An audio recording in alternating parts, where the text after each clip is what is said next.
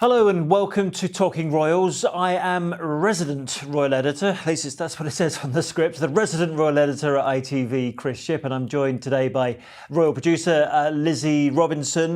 Charlene's not here with us, but will be soon. Without her, however, we will still bring you up to speed on the latest stories from the palace and beyond.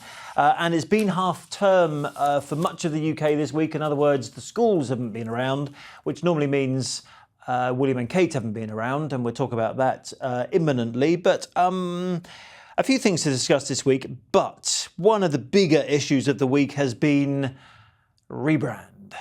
Rebrand, yes. Rebrand for Meghan. American Riviera Orchard out, as ever in. Now, can I ask you a question? What does as ever mean? Does it mean? As it always was. As it always has been. As it always has been. Yeah, okay. So why are we talking about this? Well, Meghan's new lifestyle brand was going to be called American Riviera Orchard. It was launched last year with pots of jam and all the rest of it. Ran into trademark issues. No longer the name. Not no longer the name. Is that even English? But anyway, whatever it is, it's no longer the name. And that means that as ever is in. Yes, so American Riviera Orchard, I always have to pause before I say that. Yeah, it doesn't roll off the tongue. Doesn't roll off the tongue.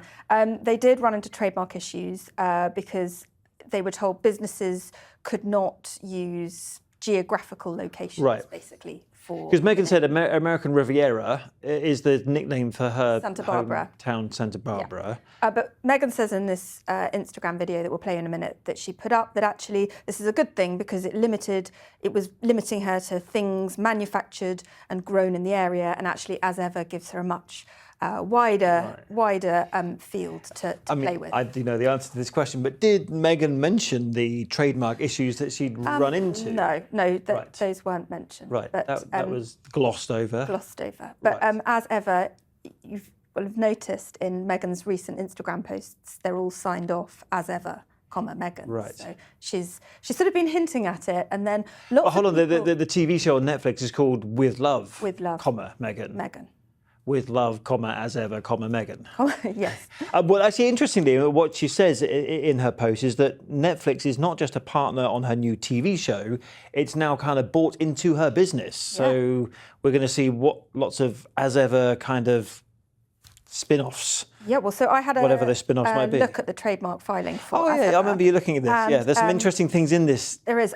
It's a huge range of goods. It's been accepted by the office, but not yet assigned to an examiner, so it hasn't yet. Right. It's still sort of pending, basically. But there's everything of the goods that they're listed. So not just jam. Is everything from edible flowers to garden tools to yoga mats to tote bags to bird feeders to bird seeds. Now, that's not saying that the company is going to do all of those things. But they want it to apply to as many things as possible. Exactly. Right, so a company that sells jam, because we know she likes making jam, edible flowers, bird feeders and yoga mats. And a lot of other things. Yeah. Well, Meghan launched this new branding on we spoke last week about her Instagram account, how she's using it a lot more now. This is how she announced it. And it was Prince Harry, allegedly, that was filming it, because at the very beginning, listen carefully, you'll hear Prince Harry saying, "It's recording." It's recording. Okay. Cat's out of the bag. I'm shocked we've kept this a secret for so long. In 2 weeks, my show is coming out, which I'm so excited for. And also my business, which I think there's been a lot of curiosity about. Last year, I had thought, you know what, American Riviera, that sounds like such a great name. It's my neighborhood. It's a nickname for Santa Barbara. But it limited me to things that were just manufactured and grown in this area. Then Netflix came on, not just as my partner in the show, but as my partner in my business, which was huge. So I thought about it, and I've been waiting for a moment to share a name that I had secured in 2022, and this is the moment. And it's called As Ever. As Ever essentially means as it's always been. And if you followed me since 2014 with the TIG, you know I've always loved cooking and crafting and gardening. This is what I do, and I haven't been able to share it with you in the same way for the past few years, but now I can. So as things are starting to trickle out there, I wanted you to hear it from me first. Of course, there will be fruit preserves. I think we're all clear at this point that jam is my jam. But there's so many more products that I just love that I use in my home, and now it's time to share it with you. So I can't wait for you to see it. Thanks, guys. I think we're all clear that my jam is my jam. I thought that was quite funny, actually, because Yeah. we've all poured over her jam, haven't we? I thought that was But quite that's amusing. really because that's the only thing that she ever really marketed from Yeah. her old Yeah. marketing. Yeah. So we know about the jam because she sent it to all her celebrity friends. We're still waiting for our pots, I'm sure. No, listen. This little post, as you would expect, has been sort of picked up and scrutinised almost word for word. So we've dealt with Netflix and now her big partner. We've dealt with the trademark issue. Couldn't have the old name, got a new name. It's an interesting bit there. She says, "Well, I had my old TIG in 2014, my previous podcast. I had to drop that when I joined the royal family. We know she was told she had to drop that. And that little phrase, I haven't been able to share with you my interests like cooking and crafting and gardening in the same way as I'd like." Yeah, people have poured over that, haven't they, looking at whether that's a slight dig at life as a working member of the royal family. Yeah. The TIG was a big part of Meghan's life. It was an incredibly successful lifestyle blog, and she really loved having it, and she didn't have it when she was a working member. And so, you could read into that as perhaps, I'm getting back a little bit of something that I really enjoyed that I had to give up. Which she's had the ability to do for 5 years, we should point out, because it was they did leave the royal family some considerable time ago now. And I suppose it is also glossing over the fact that when she was in the royal family, she had that very successful Together cookbook that she launched with the women in and around the community of Grenfell Tower. Her father-in-law was perhaps the most famous gardener in the world. So it's not as if she didn't have the opportunity to share these things. I suppose she couldn't do it in the way that she wanted to do it. Yeah, and she now has this Instagram account that has been, she's populating that more and more. We're kind of seeing her using that. And there is a website, an As Ever website that has just basically got a front cover at the moment. Right. A picture of Meghan and daughter Lilibet sort of running across From a distance. From a distance, Yeah. you can't really see Lilibet. But it is tell it's unusual her. for them to share any pictures of their children. And so you can therefore... subscribe at the bottom, save a seat at the table. So Right. my email address is in, so we'll see what we get. Okay, you've saved your seat at Meghan's table. Maybe you'll get an invite to Montecito. Well, I'll let you know. Yeah. If I'm not here next week, take you'll know where I am. pictures inside while you're there. Now, listen. How much can you talk about this one post? Because there is something else that's come up, hasn't there? Something to do with the logo that she's chosen for, As Ever, Meghan. But okay, well, let's take a look at it. Here it is behind us at the moment. So if you're listening to this, I have no idea what you're going to do. Just pause for a sec. But if you're watching it, look at this. This is Meghan's logo, 2 hummingbirds, palm tree.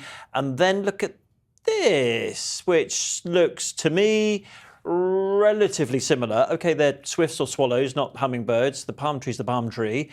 What's it similar to, and who's moaned about it? So it is very similar to a town in Majorca's logo, and the town mayor is not happy. Do you know the town name? I do. Yes. Are you going to try and pronounce it? I think it must be, because the Spanish like to roll their R's. So Porreres. That sounded very good. Can you roll your R's? A little bit. Okay. I hope we've got it We're right. going for Porreres, and it was the mayor of that town thinks that her new logo is a bit too similar to theirs. Yeah, and the town's she's got mayor, a point. she does have a point, gave an interview to The Sun saying that they're going to ask Meghan to remove it, but whether they have any luck with that, we'll have to see. But interestingly, the palm tree... Hold on, a small town in a Spanish island in one of the Balearic Islands is asking Meghan to change her brand. Change her brand again. Yeah, okay. Okay. Right. So the more to pour over, palm tree.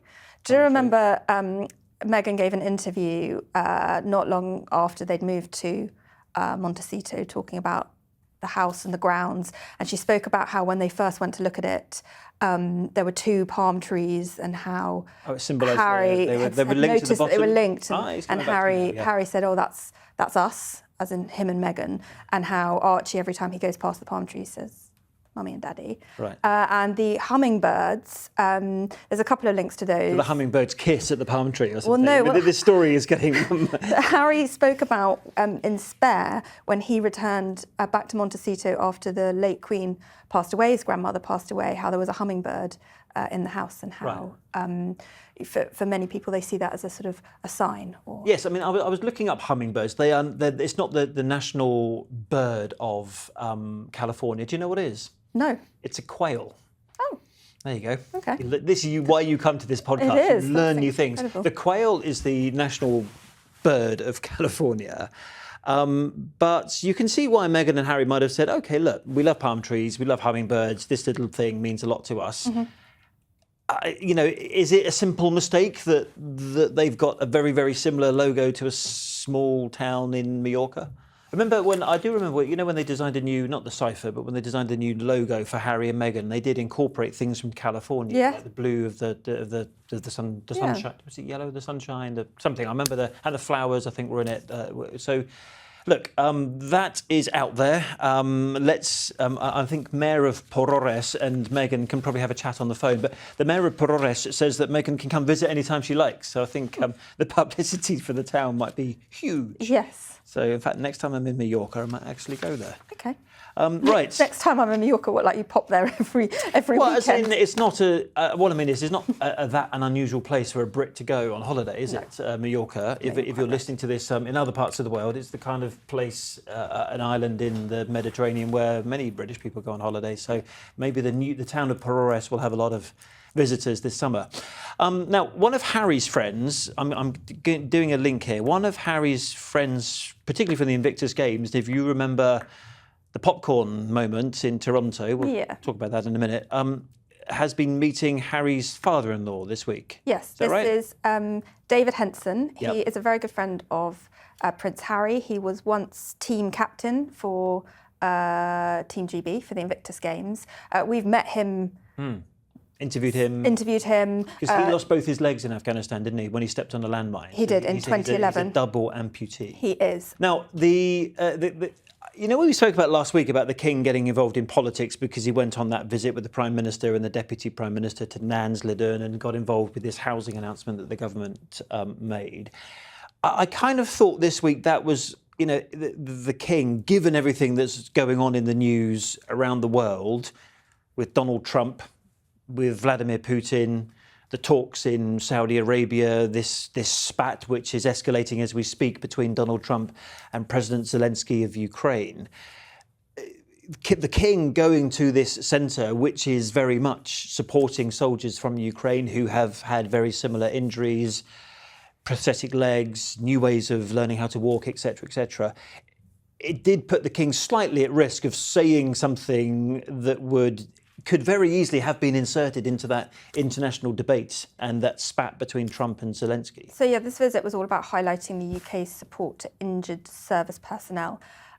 In Ukraine, the royal family, the King have all, shown their support to the people of Ukraine since the conflict started. And look, I think, as we spoke about last week, the King is incredibly good and careful at navigating you have to be on something like this, these situations. Because he did a link up with Ukraine, didn't he? And spoke to a doctor in Ukraine who was praising the UK support for Ukraine. He specifically said the commitment of Your Majesty and the British people has been invaluable to us. And we've got at the moment our Prime Minister kind of trying to, straddle two seats, if you like, and be nice to Donald Trump because he's going to go and meet him next week, but equally say, he agrees with President Zelensky that he didn't start the war. It was Vladimir Putin that started the war. Yeah, I think, the King, as we said with that visit what he did with the Prime Minister and Deputy Prime Minister, he cannot get involved in politics. He sits above politics and he is very well practiced in navigating these situations where he doesn't get For example, involved. he didn't say at the end, thank you very much, I support President Zelensky. Funny enough, he said, thank you very much indeed, which is about all you can say in a situation such as that. But anyway, he met Dave Henson, who's very good friends with Harry. So I read somewhere, actually, I was reading somewhere this week, that how actually if Prince Harry had remained as a working member of the royal family, this is exactly the kind of engagement that he might have gone and done. Yes. OK, I'm going to pause and I'm going to ask this question and at the end of it you're going to listen to Prince William and then we're going to discuss the question that I'm about to ask. The question is, should Prince William, as president of BAFTA, have turned up at the BAFTA award ceremony? Cue Prince William. Good evening, everyone. As president of BAFTA, I'm delighted to celebrate the 20th anniversary of the Rising Star Award, which is presented in honour of casting director Mary Selway. What a 20 years and what a lineup of exceptional talent. The 5 incredibly talented people nominated tonight demonstrate a remarkable range of performances and have each captured the imagination of audiences over the last year. To announce this year's nominees, please welcome to the stage 2 previous winners of the EE Rising Star Award, both of whom are soon to make their directorial debuts, James McAvoy and Letitia Wright. Have a wonderful night. So you might have gathered, whether you were watching that or listening to that, that was Prince William giving a pre-recorded speech message to BAFTA in the way in which when you get an award and you say, sorry, I can't be there because I'm too busy or I've got many other important award ceremonies to be at. So shall we just say why, first of all, Prince William recorded that message and why he wasn't there in person? So Prince William recorded the message in his role as president of BAFTA. He recorded it during an engagement to the London Screen Academy, which was all about shining a spotlight on the next UK generation of filmmakers. And he recorded the message while he was there because he was unable to attend the awards because he is away on holiday with his family because it is half term, the children are off school, and so he was unable to be there on Sunday. OK, so this is an interesting talking point. Prince William, you know, he doesn't have as many patronages and president roles as his grandmother certainly had or his father has. And those that he does have, we are told he is very supportive of and he's invested a lot of time in, be that the sort of homelessness work he does or the Earthshot work he does. Here he's president of BAFTA. There's also, you know, his role as president of the Football Association, the FA. I suppose the argument is, should he have turned up and maybe, because this happened on Sunday night, yeah. So therefore, should he have delayed his holiday by a couple of days in order to have attended this particular event? I suppose there are 2 arguments to this, aren't there? The first is that we know for the Walesers how important and precious that family time is with their children. The family have been through a lot this year. The family have been through an awful lot. The children and the family really are at the absolute priority for them. And the children have a week off. And we know normally that during half-term school holidays that we don't see William and Kate because they're with their young with their young family. Yeah. William, interestingly, I mean, there's plenty of people in this office that aren't here this week, to be fair. So you know they've taken the week off to be with their. William, interestingly, families. hasn't attended the BAFTA ceremony for consecutive years since 2010. So he went to the ceremony last year. He's not there this year. Yes. That is last year he went on his own because that was when Kate was still off at the time with the abdominal surgery. Yeah. So it is not unusual for him not to go. Yeah. And I suppose the palace would argue he went to an engagement last week that was focusing on shining a spotlight on filmmakers and the next generation. And that I suppose they would also say he can't do everything. Right. The other argument is that I like the way you're very delicately putting this. Yeah, go on. I'm trying to be balanced and fair. The other argument is, as you say, as president, you know, should he maybe have been there?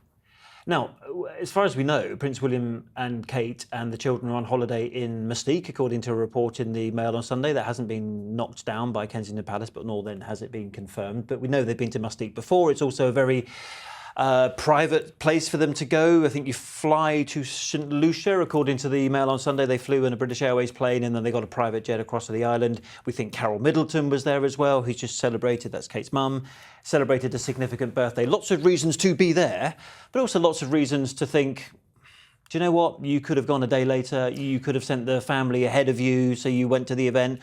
Or if you were really up for William and Kate are back on, it's 2025, they both turn up like they did previously and made a really made the news. I think it's not a quick flight. You've just said that you have to fly to St Lucia and then another flight on. So delaying it by a couple of days, then it's not quick to get to Mystique. It's not quick to get to Mystique. In which case, go to Southend. It's probably couldn't have gone a couple of days later. I think for all the reasons I've said really about the family and that being.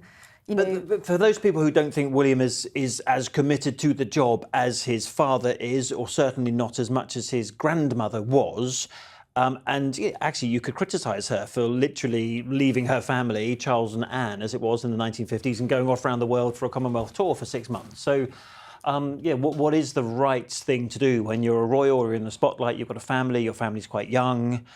You only have these moments with them. And there's also really an interesting point here is about whether or not the heir to the throne, that William is, can travel with number 3 in the line of succession, or number 2 technically, which is Prince George, at the same time. And apparently there's an age of 12 at which you can no longer travel with your eldest child. Now, are they going for? I mean, that feels quite antiquated, doesn't it? It certainly happened with the Queen. A pilot told one publication this week that yes, he did used to fly Charles, Diana, William and Harry all together, but as soon as William reached age 12, that couldn't happen anymore. So it feels quite antiquated, but I wonder whether that will happen because George turns 12 quite soon, doesn't he? Yeah, he's 11 at the moment. So that'll be interesting to see. I didn't know that 12 was the age. According to this pilot, who was a former royal pilot, quoted in one publication I read, that is the age. So is this the last holiday they can do as a family together, or are they going to have to take 2 flights? Yeah, it's hard, isn't it? Because they're trying fly separately as hard as they can to create a normal environment for the children. And it's not that, to be fair, it's not that normal to say to the kids, "Oh, you go off on holiday, I can't come with you because I can't be on the same plane." I mean, to be fair, that isn't normal. No, it's not. Yeah, and they are trying as hard as they can to create that sort of normal upbringing for the children. It's why we see them, really, a very limited amount because they're trying to protect them and give them a normal upbringing. Yes, as normal as it can be. But apparently it's in the gift of the monarch to override that rule if they wanted to. So I wonder what would happen after George reaches the age of 12 and whether or not that's some protocol that lives in the past or whether that's something that they still stick to now. Like, for example, the king and the heir to the throne can't travel on the same plane at the same time. Well, we can revisit this when George turns 12. Let's revisit. Let's get an expert in to assess that. Before they left, or actually after they left for Mustique, they did actually release some portraits, pictures. They did. Now, do you want to explain these? I do. So this is all the Princess of Wales and the 3 children have drawn portraits of each other. We'll take a look at them in a minute. This is all as part of her Shaping Us framework. We talked about that a few weeks ago, which is all about raising awareness about the sort of development of emotional and social skills of a child. And one of the things that you can do, which is fun, it's creative, it nurtures relationships, is drawing portraits of each other because you're having to look at one another. Yeah, spend time together. It's fun. It's creative. Okay, so actually, let's start looking at them now. The thing is, we weren't told who drew who and who is who. So, I mean, there's this one, and again, apologies if you're listening to this and you're not watching it, but I mean, that's got to be Kate. No, William doesn't have hair that long. Again, that's got to be Kate. Did Charlotte draw that? Did Louis? We don't know. And who do we think that is? Well, I would guess that the Princess of Wales drew that one of Prince Louis. The Princess of Wales is very his hair, isn't it? Arty, we know that. Yeah. She did a History of Art degree at St Andrews. It's very good, actually, isn't it? Can we see that first one again, the red one? I wonder whether we can just loop back to the very top of that little thing. So that's got to be... Well, it could be Charlotte, I suppose, couldn't it? To be honest, it could be any of them because, like, not just William, because, sorry. Just because, sorry, I'm gonna have to put my foot down and say that's definitely not William. Oh, sorry, I thought you meant who drew it. Oh no, and William's got facial hair. He doesn't have hair on his head. I thought you meant who drew it, and I was like, well, any of them could have done because, But do we think that is a drawing of Kate or Charlotte? It's a bit odd because actually we know that people were asking Kensington Palace, like, well, can you tell us who drew who and who is who, so we can obviously print that in our newspapers. And the answer came back saying, well, 2 answers: no, we purposely haven't told you, so you can guess, or sorry, they're in Mustique and we can't ask them. But either way, we don't know. We don't know. So it's for us to guess, or you two all to watch and have a good guess. There we go. So sorry if you didn't see those. We'll stick them up on our Twitter or our Instagram, and you can pore over them for yourself. So if you're listening to this podcast, then apologies for that very long discussion about things you couldn't see.